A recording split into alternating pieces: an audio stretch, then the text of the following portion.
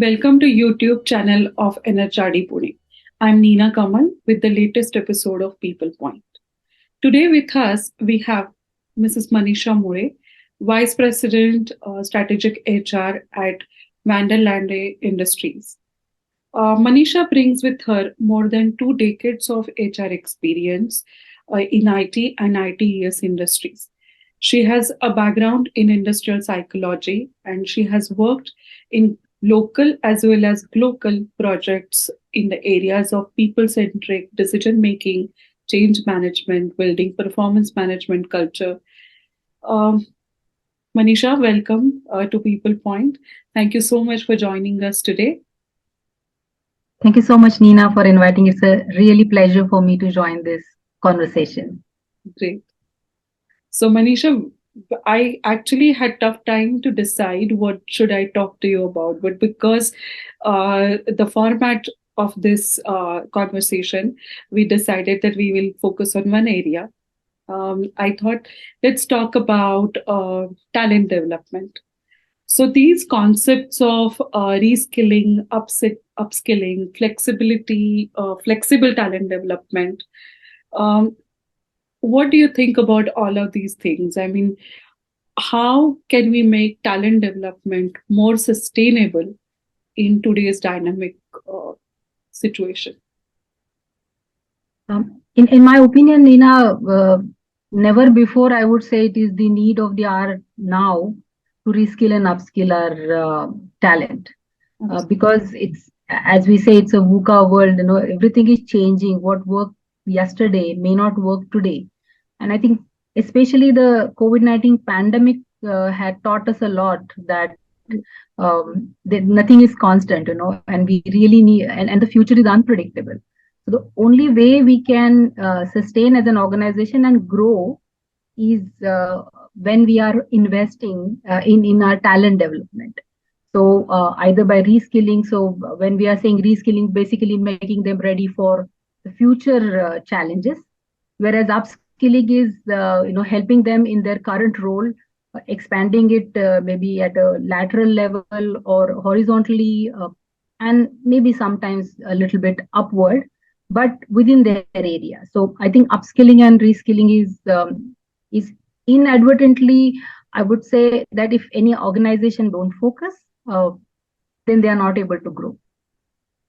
Absolutely, I agree.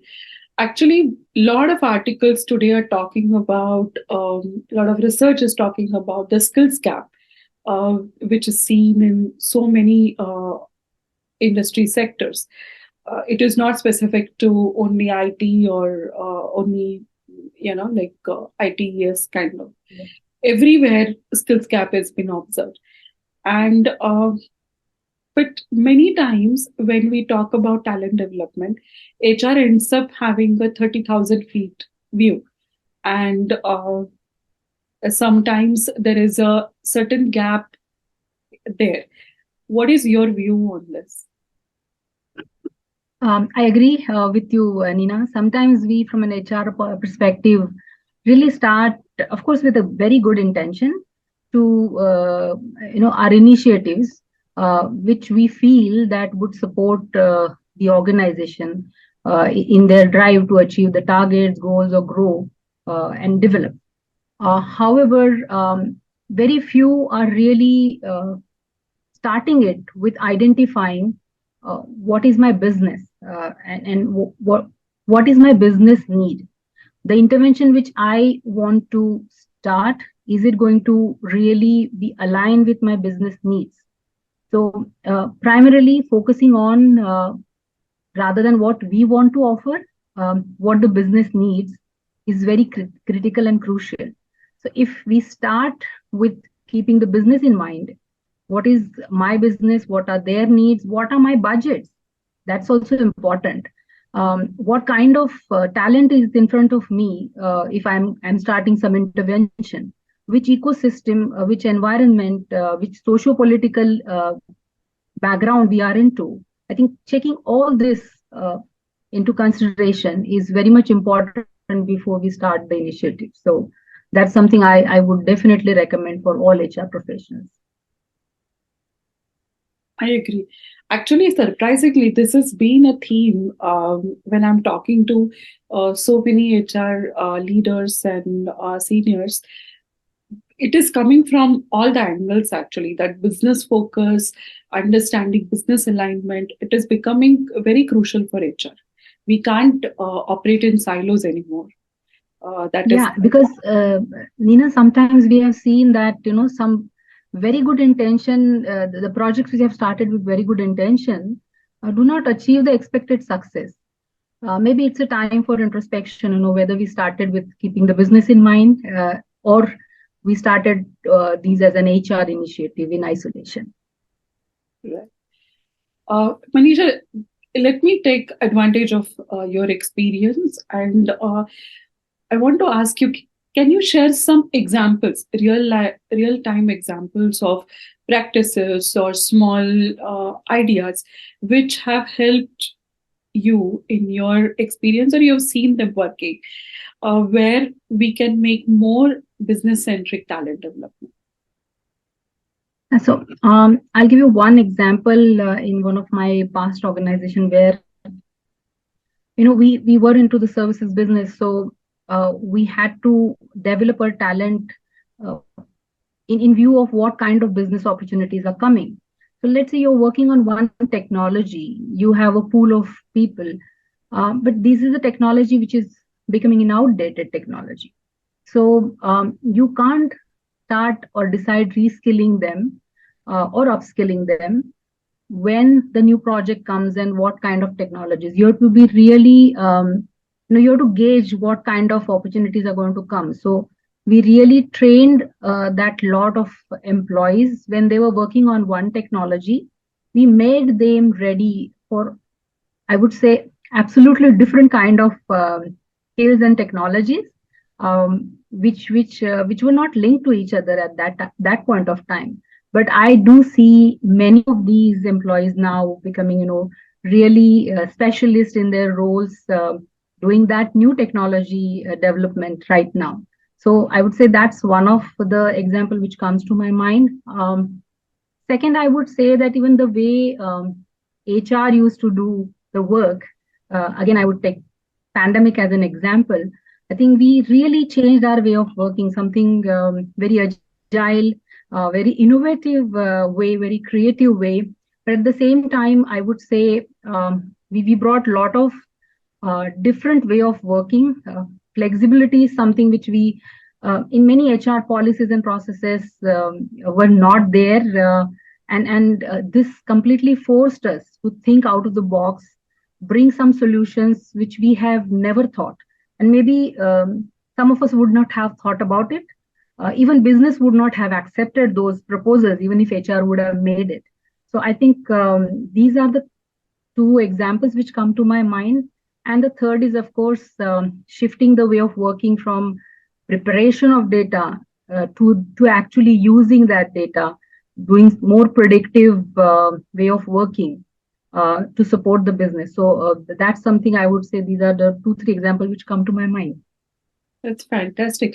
So, just building on what you were saying about COVID, um, let me ask you a specific question. Like, when you had to continue your talent development or some kind of training, even if it is like stress management, or even if it is like your life management, because in during COVID lockdown there was a lot of these issues organization had to support their employees with.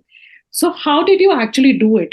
How did you use technology? How did you use a different kind of tools? Can you share some examples there?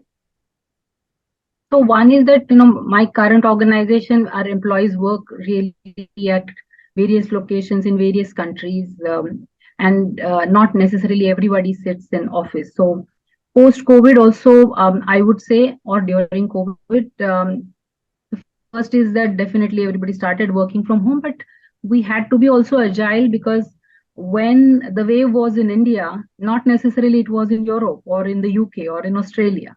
So those sites are running, which means that we have to change or find the ways how we can give that safe base to our employee. It is one of our core value. So how we can give that, convince their family members that, okay, we are taking care of them, and then they are going to work at the site, and those locations are not as bad as maybe when India was going through these challenges. But at the same time, visa regulations and all were totally different. So those countries were also not allowing Indian employees to enter. So overcoming that, using technology, using different information, connecting to different networks. I think social media also helped a lot to gain insights what's happening where, um, being connected over digital way with our employees, with their families, understanding how they are, if they need some help. I would say that these are some of the early initiatives.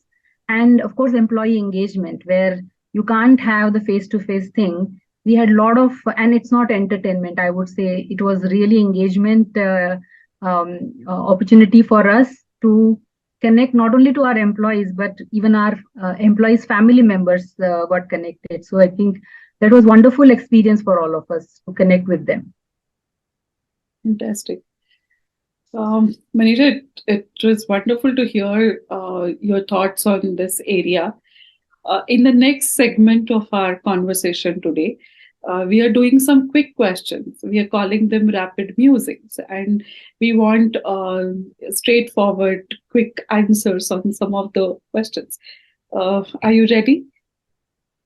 Yeah. Okay. What is one thing which has mainly changed for HR since COVID? I would say time to respond, employee engagement, and the way of working. Okay. And it has become faster, you mean to say?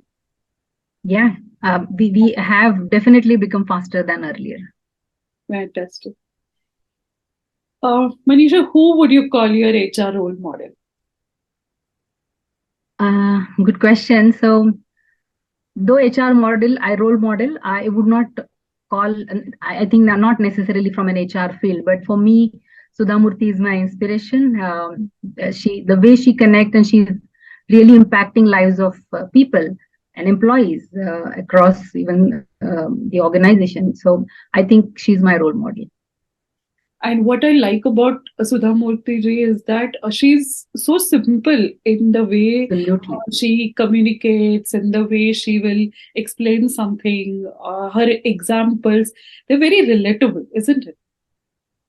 And I find her, the way she can connect to the grassroots level, with the same ease she can connect with the top notch people in the industry. So her language, her body language, her thought process remains the same.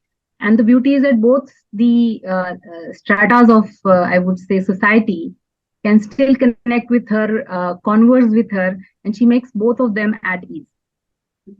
I agree. She's definitely very impactful in building relations. I agree that. Okay, next question. What is your people mantra? What is my people mantra? I would say agility and empowerment. Okay. That's the need, definitely. Can you elaborate a little bit? So one is that, as I said, time to respond. So nothing is constant is something which we have learned very recently. So we have to be really agile in our thought process, in our actions, fail fast, learn fast, and that's something is highly needed. And when I say empowerment, it's the India is, especially I would say from an India perspective, it's a country of youth. So there is a immense talent available, and if we don't empower our new generation, again to experiment, fail fast, learn fast kind of thing, and that needs empowerment. So if we don't empower, we will lose a lot of new ideas coming up. So that's the very reason I say that empowerment. It's not only number of years of experience which is going to help you. Yes, it is no longer that is important. True. Great. Okay, next question. What skill do you see in your HR juniors mostly when you are recruiting or you're promoting? What is make or break skill? I first is that I see them very tech savvy. I think much better than all of us when we were young. And the second is that also they are very confident. I think they are fearless to experiment new things. They don't think too much to kind of even take the risk if some new things have to be experimented. So these are the two things I really admire and maybe learning from them. Okay, excellent. Okay, the last question is, what is your favorite HR book? Favorite HR book? Yeah, maybe recently I couldn't read a lot, but then the one which comes to my mind is HR from outside in. That's by Dave Ulrich, where he and of course his team colleagues are speaking about competencies of future HR. So I really relate to Dave Ulrich's writing. So something is definitely my favorite book. Okay. Manisha, great conversation. Any closing thoughts or any other than the questions, anything you want to say?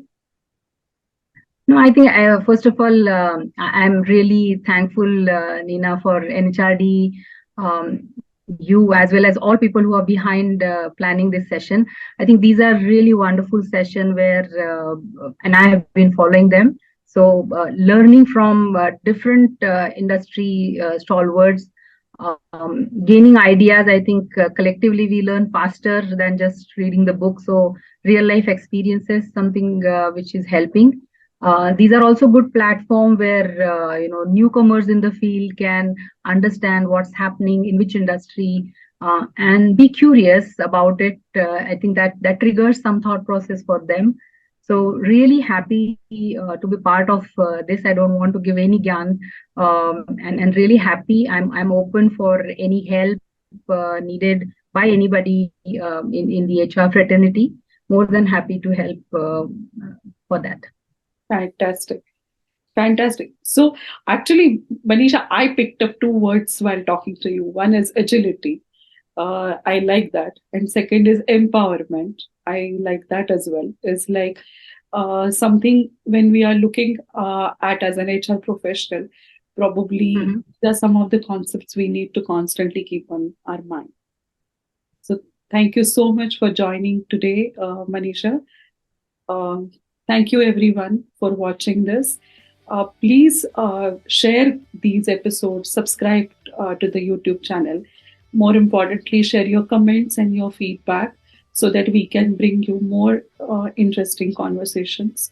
And thank you so much for watching. Thank you. Thank you. Thank you, everyone.